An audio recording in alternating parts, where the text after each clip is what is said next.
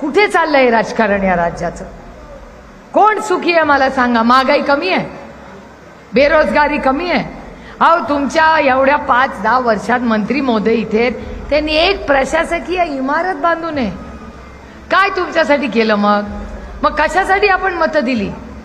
मी मतांना विरोध करत नाही, ही लोकशाही आहे, प्रत्येकाने पाहिजे त्याला मतदान करावं, पण अशाच व्यक्तीला मतदान करा जो आपल्या सुखदुःखात असेल.